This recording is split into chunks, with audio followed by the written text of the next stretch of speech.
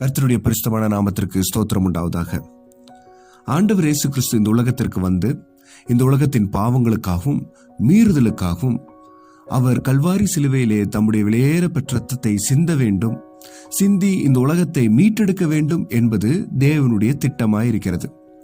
அந்த திட்டத்திற்காக இவரும் ஒப்பு கொடுத்து இந்த உலகத்தில் வந்து வாழும்போது இவரோடு கூட இருந்த சீஷர்களுக்கும் இவரோடு கூட இருந்தவர்களுக்கும் இவர் அந்த காரியத்தை சொல்லிக்கொண்டே வந்தார். மரிப்பேன், ஆனாலும் 3ஆம் நாளில் உயிரோடு எழுந்திருப்பேன் என்று இவர் எல்லோருக்கும் போதித்துக் கொண்டே வந்தார்கள். ஆனால் அவர்களோ அந்த சூழ்நிலை வந்தபோது அவர்கள் மறந்து விட்டார்கள். இயேசு கிறிஸ்து மரித்த பின்பு அவரை கல்லறையிலே கொண்டு போய் வைத்தார்கள். வாரத்தின் முதல் நாள் அதிகாலையில் எழுந்து கல்லறையில் அவர் இருப்பார் என்று அவரை தேடிக்கொண்டு வருகிறார்கள். ஆனால் அவரோ 3ஆம் நாளில் உயிரோடு எழுந்து விட்டார். இங்கே ஒரு சில ஸ்திரீகள் அந்த கல்லறையின் இடத்திற்கு வந்து பார்க்கிறார்கள். கல்லறையின் வாசலில் இருக்கும் கல் புரட்டப்பட்டிருக்கிறது. கல்லறைக்குள் இருக்கும் ஆண்டவர் இயேசு கிறிஸ்து அங்கே காணோம். உடனே இவர்கள் அழுது கொண்டிருக்கிறார்கள். ஆண்டவர் இயேசு கிறிஸ்து இவருக்கு சொன்ன வாக்குத்தத்தத்தை மறந்து விட்டார்கள். அப்பொழுது 2 தூதர்கள் தோன்றி இவர்களை பார்த்து, உயிரோடு இருக்கிறவரை நீங்கள் மரித்தோரிடத்தில் தேடுகிறது என்ன என்று கேட்டார்கள். இன்றைக்கும் நம்மளுடைய வாழ்க்கையிலே தோல்விகளில் அவரை தேடுகிறோமா அல்லது ஜெயத்தை தந்தார் என்று நாம் விசுவாசிக்கிறோமா? ஒரு சின்ன தோல்வி வந்தாலே ஆண்டவர் நம்மை கைவிட்டு விட்டார் என்று நாம் எண்ணுகிறோம். ஆனால் அவர் தந்த வாக்குத்தத்தத்தை நாம் மறந்து விடுகிறோம். அன்றாட வாழ்க்கையில் கிறிஸ்துவ ஜீவியத்தில் நமக்கு அநேக வாக்குத்தத்தங்கள் உண்டு. அந்த வாக்குத்தத்தமே நம்மை அன்றாடம் வழி நடத்துகிறதா இருக்கிறது. ஆனால் இந்த வழி நடத்துகிற பாதையிலே நாம் சோர்ந்து போய் விடும்படிக்கு நம்மளுடைய தோல்விகளில் அவரை தேடுகிறோம்.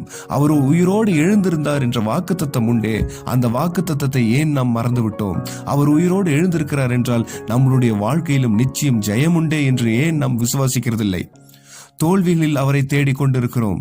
தோல்விகளில் அல்ல, அவர் ஜெயத்தின் கர்த்தர், ஜெயத்திலே வாசம் செய்கிறவராயிருக்கிறார். இன்றைக்கு நம்மளுடைய வாழ்க்கையில ஏதாவது ஒரு குறை உண்டா, ஒரு தேவை உண்டா? ஆண்டவர் சமூகத்தில் போய் நிற்க வேண்டும். பலவீனம் உண்டா? ஆண்டவர் சமூகத்தில் போய் நிற்க வேண்டும். ஆண்டவரே, கல்வாரி சிலுவையிலே என்னுடைய பலவீனத்திற்காக தானே, என்னுடைய தோல்விகளுக்காக தானே நான் ஜெயம் எடுக்க முடியாது.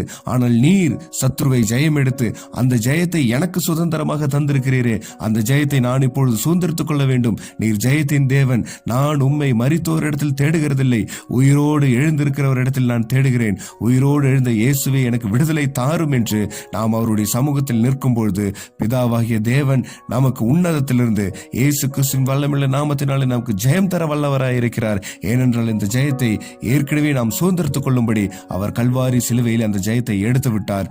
மரித்தார், 3ஆம் நாளில் உயிரோடு எழுந்தார்.